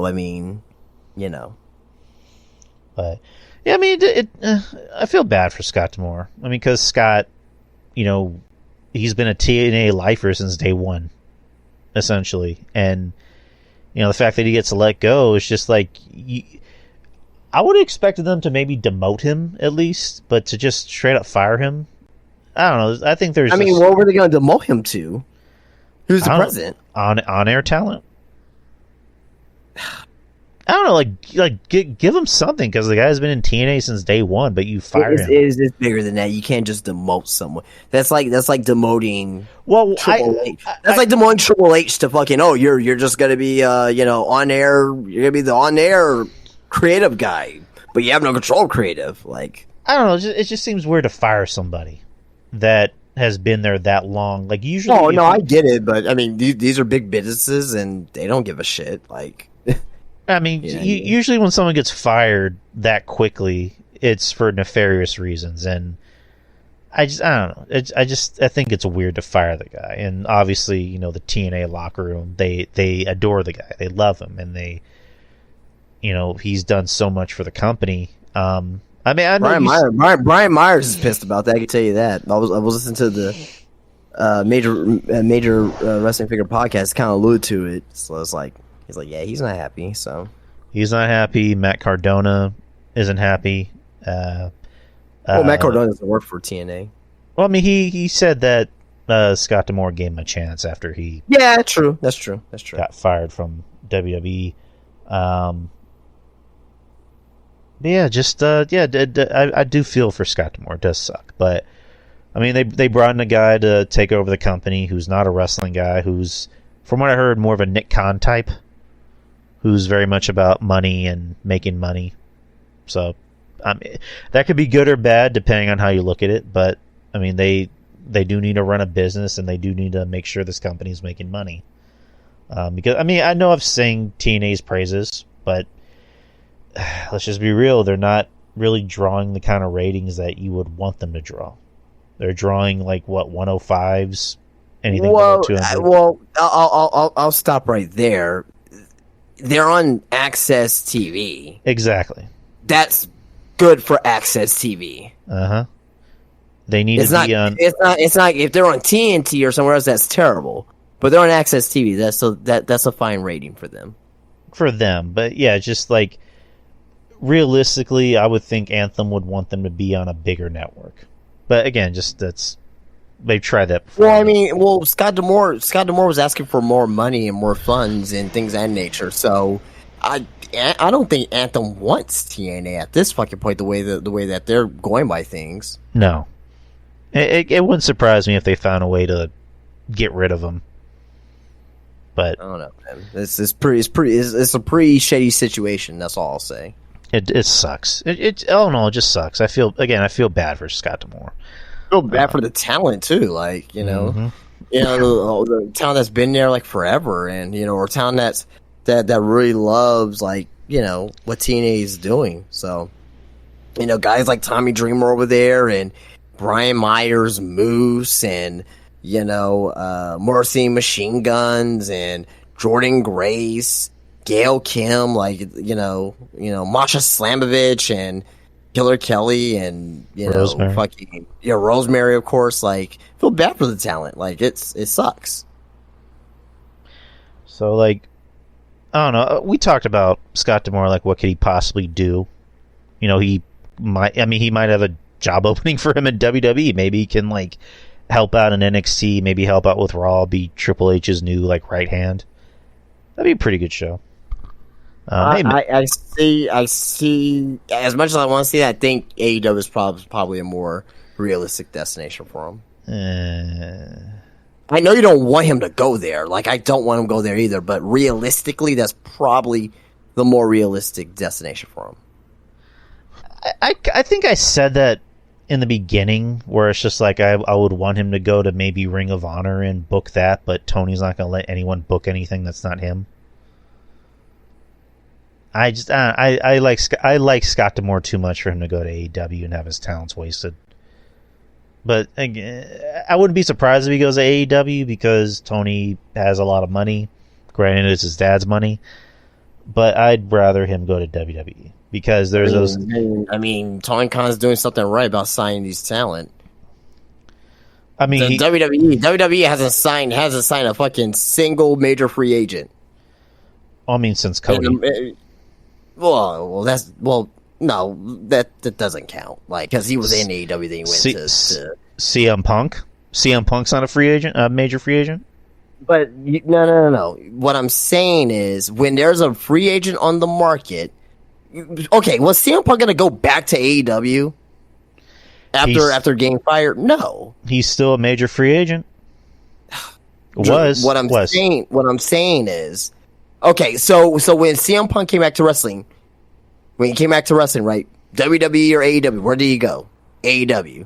Where's Okada going? Most likely AEW. Where's Mercedes going? Most likely AEW. Where's Ospreay going? Most likely AEW. So what I'm saying is that there's talent out there that, since AEW's been around, AEW majorly gets all the major free agent signings. And it's because of schedule. It's because of the money that they can offer them. I'm not saying that, I agree with them going over there. I'm just saying facts. The facts are that most major free agent talent end up in AEW, reference right or wrong. You know what I mean? I'm not counting that, I got released from WWE and WWE's not going to take me back. Of course they're going to end up in AEW or maybe even, TNA or things of that nature, right? But in most cases, as of right now, AEW's been signing all the major free agents.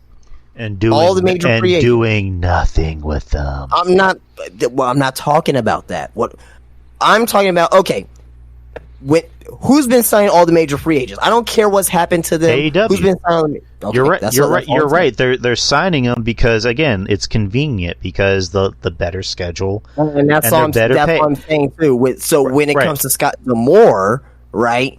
It may be like, I don't want him to go to AEW. I don't want him there because I know that to your point, his mind and his talent. Yeah, his talents won't be used correctly. I want him in WWE.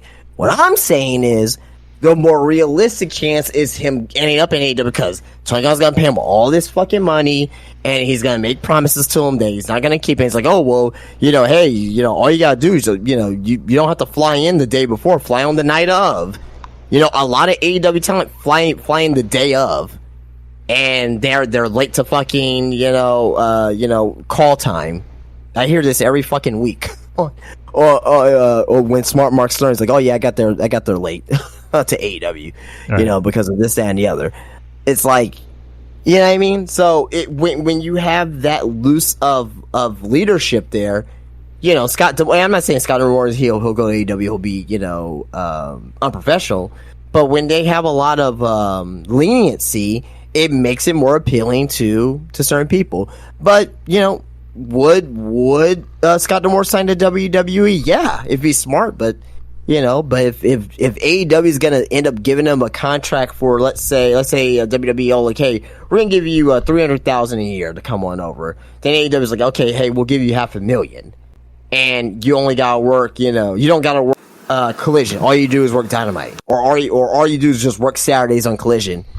Well, what are you gonna pick? You know what I mean? Like, you're gonna pick the contract. Right. You're gonna pick the time length that's gonna be best for you. I don't fault people for money. Like if say I worked at Whataburger, and for example, and I get fired from Whataburger, and I have two offers from McDonald's and Burger King, and McDonald's is paying more, and they have a better schedule and they have better benefits. Of course, I'm going to go to McDonald's.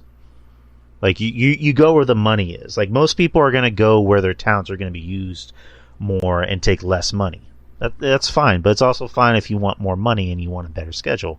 I don't fault people for that. Again, I'm just pointing out how I feel. And obviously, I don't know Scott D'Amore, and Scott D'Amore's not going to go by what a stranger feels. He's going to go by what works better for him. And I don't know Scott D'Amore personally. I don't know if he has a family. Do you know if he's married and has kids?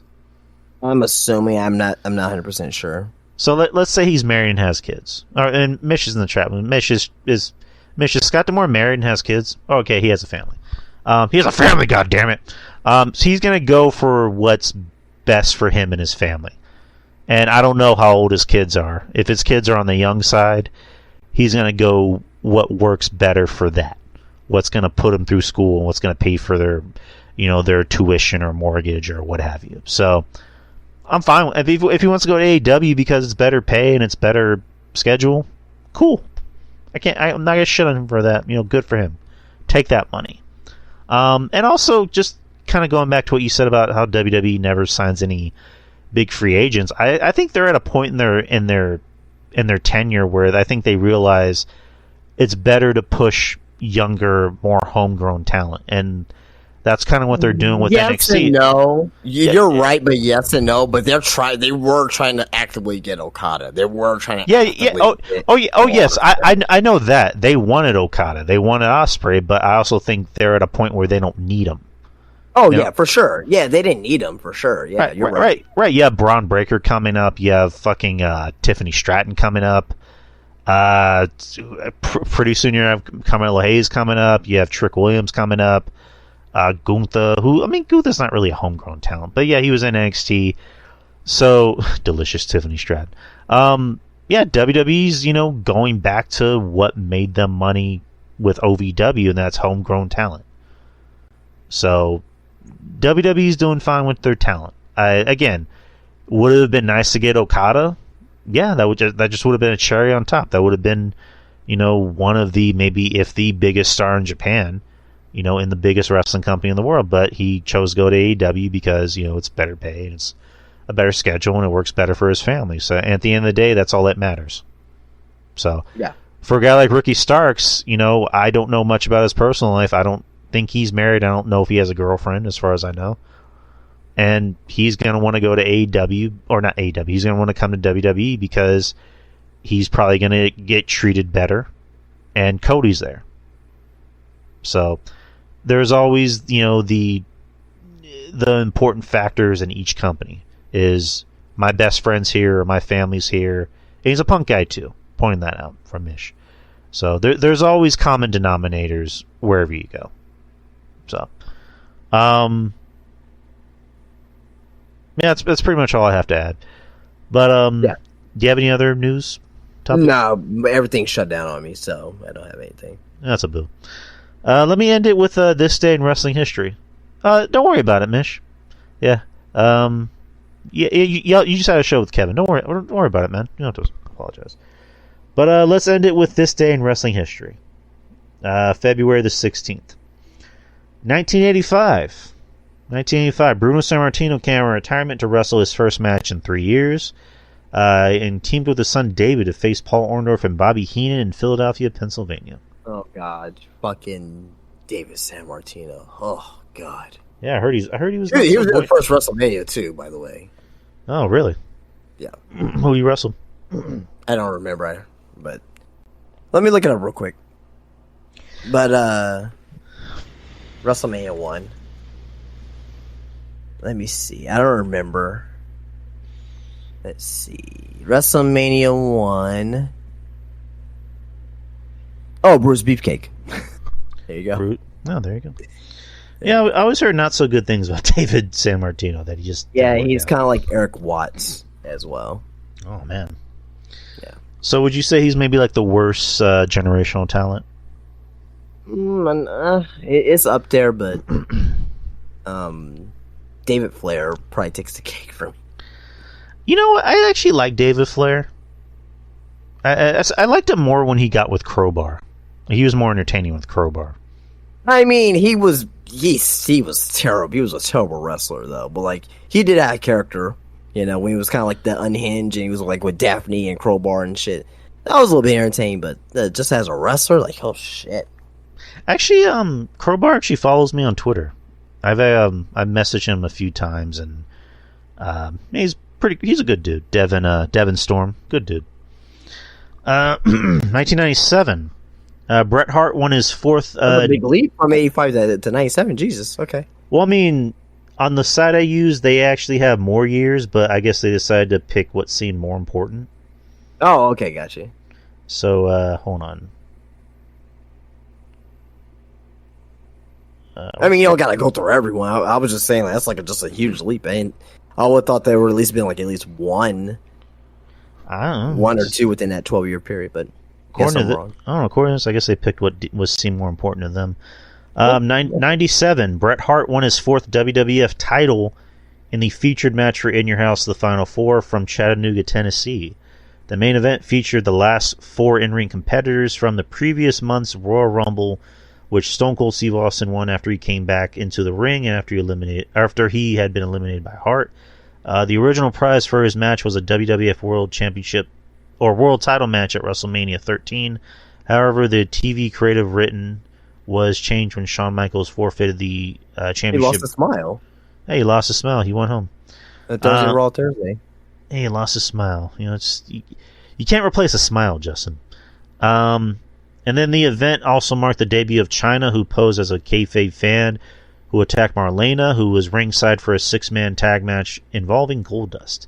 Also on the card, Rocky Maivia, hey, that guy, retained his newly won Intercontinental Championship against previous title holder Hunter Hearst Helmsley. Oh, that guy sounds interesting.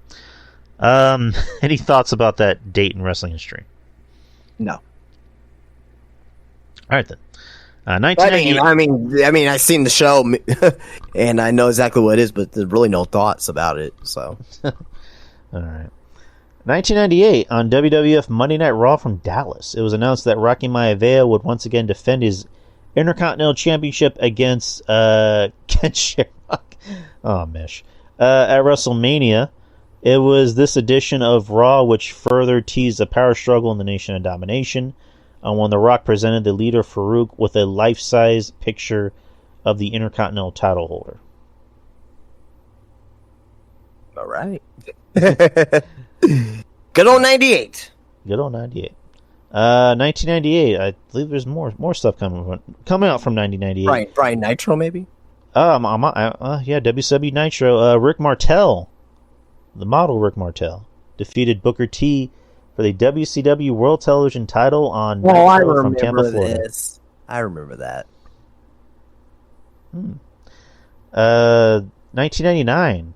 Raw's War in Chattanooga, Tennessee. The Undertaker defeated Kane in an Inferno match on the same show. The Public Enemy, Rocker Rock, and Johnny Grunge made their WWE debut with a disqualification win over Edge and Gangrel. I'm sorry. Their run lasted 6 weeks after they refused. I think they refused to do a job for the Acolytes, and the Acolytes beat the shit out of them in the ring. Yeah. Good times for the Public Enemy. Rocco Rock and Johnny Grunge. 2000, on an episode of WCW Saturday Night, Hacksaw Jim Duggan declared himself the WCW Television champion after finding the belt in a trash can. And what's dumb about it, what's really dumb about that is that where he found the title belt in that city it was like in a whole different city, like across the country type of shit. Right. OSW review, they talked about it extensively in detail, so. And that was 2000's WCW, so a lot of shit happened during that year. Boy. Tell me about it. Not very good shit.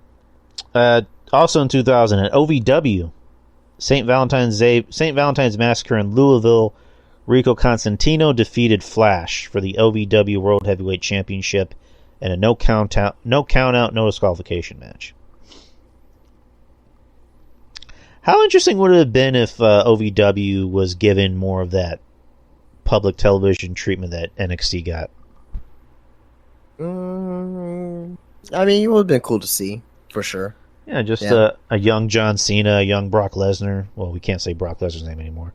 A young Batista, a young Randy Orton. Leviathan and Prototype, and yeah, Shelton Benjamin, the Minnesota stretching crew. Mickey James. And you'll get to see like Nick Dismore before he became a Don't say it. Special. Yeah, then you have like Rob Conway down there, and CM Punk. We got to see CM Punk in action. The Boogeyman, a young Miz. Would have been fun to watch. Would have been fun to watch future main eventers, in action. I think you can still find clips online. But Matt Morgan and shit like the Blueprint. Oh, man. Carlito. Good shit. What else? Kingston too, yeah. Kofi Kingston was in OVW? Well, I think he had a stint there, but he was down there like what was it? Deep South. Was it mid South? Oh yeah, that's probably what I'm thinking about then. Actually, Yeah, because I know, like, I don't know if you ever watched the Table for Three with the New Day. no, I haven't seen that one. It was actually pretty funny. So, like, Xavier Woods, like, tells a story about, like, anytime he would, try to get a tryout with WWE, everywhere he would go, they would conveniently close down the territories like Deep South and FCW. Kofi, for the most part, he was in FCW. Getting trained or yelled at or abused, however you want to put it, by Bill. Was it Bill DeMott? So, Yeah, fucking Bill DeMott, man. Yeah, I almost said Hugh Jackman. Hugh Smiley. Is that what was his name? Hugh Morris. There you go, Hugh Morris. Humorous. Haha, get it? I'm glad I can make you. I'm glad I can make you laugh, Mish. Oh man, that was funny. Fucking Wolverine is a dick. Yeah, he is. 2004, Booker T and Rob Van Dam defeated Evolution, Ric Flair and Batista, for the World Tag Team titles on WWE Raw from Bakersfield, California. Nice. 2006. Speaking of Public Enemy, Johnny Grunge of Public Enemy passed away at his home in Peachtree City, Georgia. Grunge, Michael Lynn Durham, died at the age of 39 after complications relating to sleep apnea. And what year was that one? You said 2006. Yeah. Yeah. So yeah, that was not. I mean, that was about several months after the first One Night Stand, and the first One Night Stand they had the in memoriam. So they had Rocco Rock in the memoriam, and like Chris Candido and Cherry Gordy. Man, it's a really good memoriam that no one really brings up anymore that they did for that show. All right. 2010 was the last ever episode of ECW on Sci-Fi, from the Sprint Center in Kansas City, Missouri. Ezekiel Jackson. I miss that guy. I liked him. Ezekiel Jackson defeated Christian in an Extreme Rules match to become the last ever ECW champion. It is what you call domination. I beat the pussy up with a lot of penetration. That was my version of it. There will be no Hollis, what do you got more than everybody else, man? I mean, that's how I thought the lyrics. That's how I thought the lyrics went. But yeah, it wasn't. Oh man, that was so. I was not expecting that. It was funny as fuck. But any thoughts on WWE ECW? That last show sucked. I hate it. But that theme slaps though. Yeah, no, it's actually on YouTube. You can find it on YouTube. So like back in the day, like when WWE started their YouTube channel, they still like full episodes, like late ECW. You can just find them on YouTube for free. You don't even need the network for them. And also like early SmackDown, not early SmackDown, but like 2009, 2010 SmackDown episodes. You can find them on YouTube. So on the WWE channel. So. Oh man.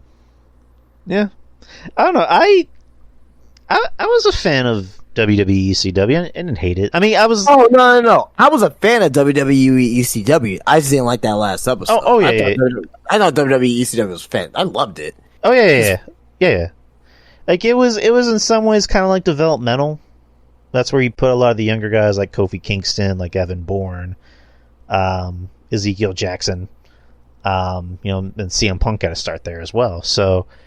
It was fun. They had pretty good wrestling matches. It was still weird that it's called Extreme Championship Wrestling, but there were never any. Well, and a lot of people forget that the first like couple months of ECW, WWE ECW was basically ECW in a way, because like they had hardcore matches like 2006, like the first month, 2 months of early ECW was fucking fantastic shit. Like Sabu versus I think it was like the Big Show RVD versus the Big Show, Flair versus the Big Show when Flair got thrown through the fucking thumbtacks, his blade all over the fucking place. Hardcore Holly, I think it was versus RVD when Holly's back got fucking gashed and slashed open, and then they had the I think like the week after WrestleMania 23, it was the New Breed versus the ECW originals, and they actually had a fucking better match. The match that happened the week after ECW should have happened at fucking WrestleMania,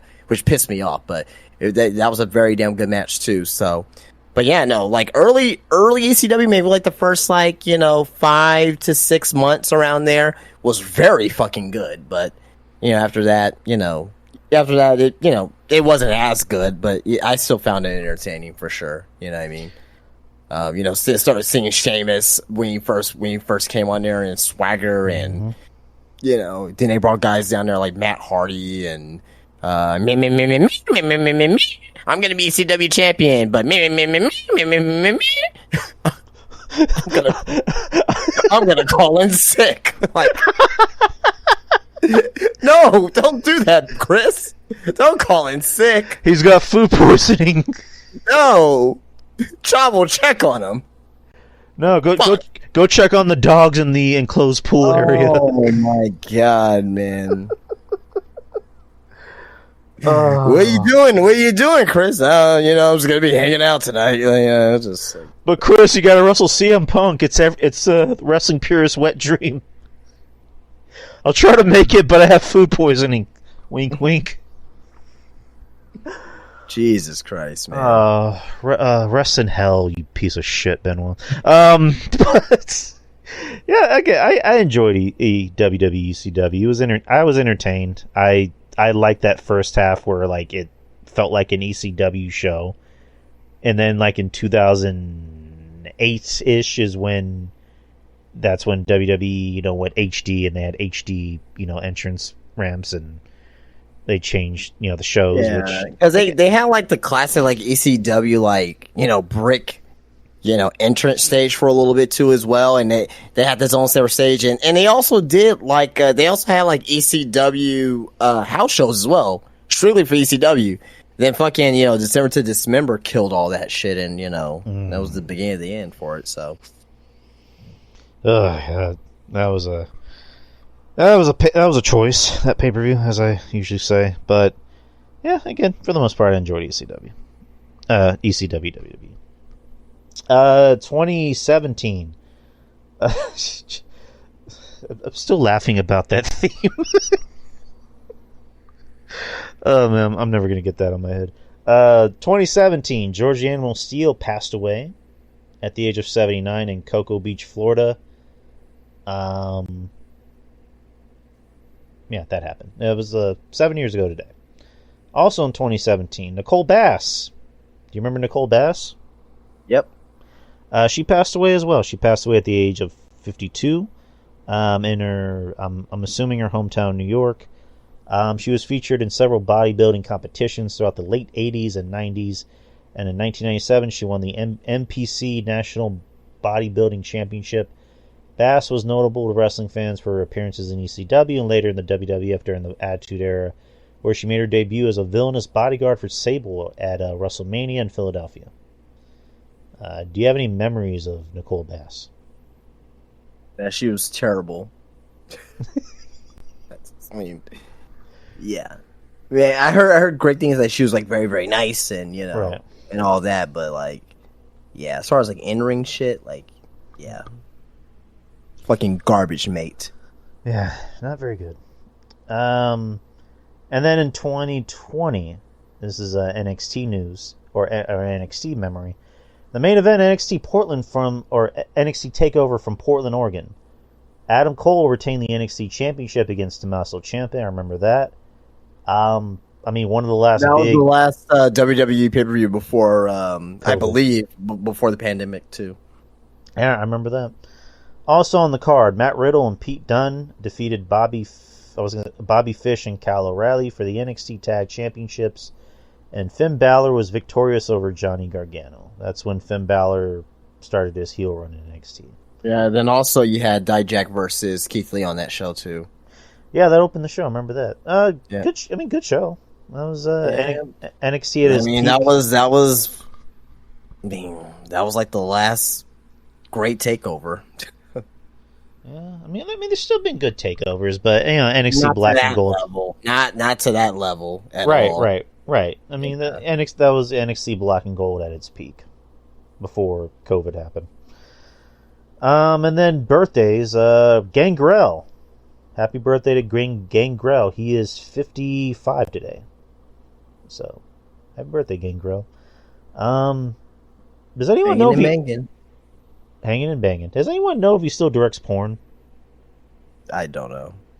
No, I don't keep up with Gangrel's extracurricular activities outside of wrestling. I don't know, I always heard Gangrel's like the nicest guy in the world. Like he's the most chill, for sure. relaxed guy. Yeah, good on Gangrel. Well, I've always loved him. Come on, Mish. I've always loved Gangrel, and that theme still slaps. So, love him. Always will love him. But that's it. That is everything we have, peeps. We did kind of a short show tonight. Well, short for us. Did an hour and 53. And like I mentioned, we did a special Friday show tonight because Wednesday was Valentine's, and I had other plans, so we moved it to Friday. But yeah, we got everything out of the way, and then next week, Drew got laid. I did many times. But we will be back next week on our regularly scheduled programming, same time, same channel. And yeah, next week is just the main focus is going to... Well, I'm pretty sure there's going to be more that comes out, but a big chunk of the show will be Elimination Chamber predictions. Yep. And next Saturday, if you guys didn't already know, Elimination Chamber will be quite early. It will be at 4 in the morning Central Time, 5 in the morning Eastern. So anyone that's planning to get up pretty early to watch Elimination Chamber, now you know. Or if you didn't already know, now you know. If you don't know, now you know. Player. But so let's start things off with I guess social media stuff. You know where to find me. I'm on X, Twitter. That's mainly for the show at DY Experience. I also have an Instagram account, but that's more, I guess, personal and less for the show. I have a Facebook page. I'm on YouTube. It'd be nice to get more YouTube subscribers. I also have a Patreon.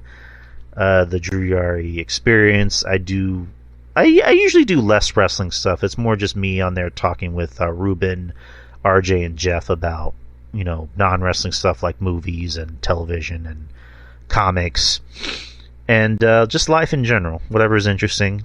Sometimes talk about wrestling if it's something that we kind of have to talk about, but for the most part, it's less wrestling. I do a show with Ruben on Patreon called Culture Attack.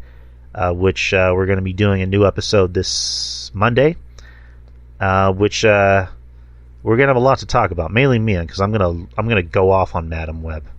I'm going to fucking shoot a web on that bitch. So look out for that in the near future. And then me and RJ, some ropes. I'm going to shoot some ropes at her, Mish. Me and RJ, we do our show Savage Nerds, which we are now sticking to a bi-weekly recording schedule. We usually record every morning on Wednesday, and the show usually comes out later that day. And that show, me and him just talk about comics, Marvel, DC, movies, shit like that. And we're gonna have a lot to talk about on Wednesday. I'm gonna have to get with him on that. Me and Jeff Lippman do a show called Garden of Droom. Lately, we haven't been doing it. Jeff's a busy boy, as am I. Jeff has more shows than me. I know he claims that I have more shows. I know Mish claims I have more shows, but I assure you, Jeff has more shows than me. But we need to get together and do something pretty soon, me and Jeff Lippman. And I do plan on maybe adding another Patreon show. I just need to get all that sorted out. But That's Patreon, people. It's $5. It's the best deal you'll find. You're gonna love what you hear. I guarantee it. Kind of like Men's Warehouse. You're gonna like the way you look. I guarantee it. But enough about me. Justin, tell them about Spinebuster Tees. Yeah, Spinebuster Tees, spinebustertees.com. Got a winter sale going on where you use Crack is Whack 2014. 2024 at checkout. Just kidding. That's not the code. That's not the code. Crack is Whack. I can actually make it. I can actually make my promo codes wherever I want. So I was gonna say, Justin, you know goddamn well Crack isn't whack. No. I got Winter 10. Let me check real quick. It's Winter 10, I believe. Let's see. It's on the Spinebuster Tees page, but I should have brought that up real quick. Website, boom. Winter 10. I'll get that. Yeah, it's Winter 10. Yeah, Winter 10 at checkout, get 10% off. Also, free shipping for orders over $40 as well. So on spinebustertees.com, men's t-shirts, tank tops, women's t-shirts as well. So check out the red t-shirt design that I designed myself, like the Hill Heat t-shirt, Pineapple Pizza Hill Heat t-shirt, the Just Enjoy Wrestling t-shirt, the Hardcore Wrestling t-shirt, the Star Ratings t-shirt, the Vanilla Midget t-shirt, Pro Wrestling is Real, People Are Fake t-shirt as well. So which I have, and more designs, which Drew has. Which is all available on the website. It takes about a week and a half to get shipped out to you on spinebustertees.com. If you guys are in the San Antonio area, come and visit my store at the Wonderland of the Americas. It used to be called Crossroads Mall, so I do have a physical location as well where we can come visit, not just to only get t-shirts, but also get action figures and Funko Pops and autographs, 8x10 autographs, and vintage magazines, and lucha masks, and socks, and hats, and trading cards, and all this stuff that I have inside my shop as well. CM Punk the movie.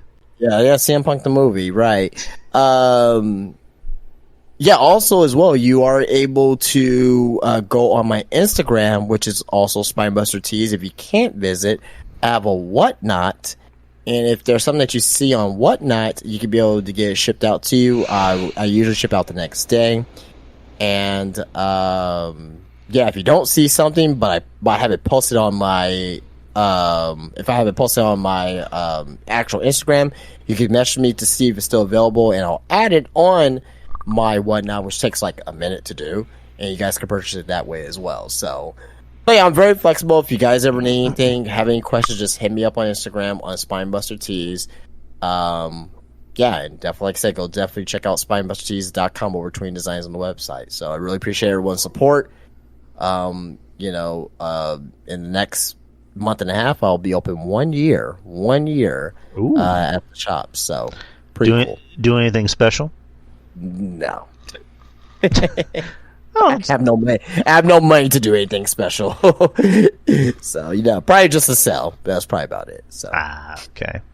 But, you heard it first, people. Head on over to Spinebuster Tees if you're in the San Antonio area, or you're making a trip and you like wrestling, or you know somebody that likes wrestling. Head over to Spinebuster Tees at Wonderland Mall of Americas. Or if you can't make the trip, there's a website. And What's Not? What was it called? Whatnot? Whatnot, yes. Whatnot. Not WhatsApp. Whatnot. No, that'll take you to porn. We don't want to do that here. I mean, maybe they do, but not for wrestling. But anyways, forget what I said. Not for my business. Also, tax season's coming through. So, hey, you got money? You got money to spend? Head over to Spinebuster Tees and get you something that is cool. Yeah, man. Yeah, man. Yeah, everyone likes. Like, I will say this, I'm not, blowing smoke of anyone's ass. This is like the legit truth.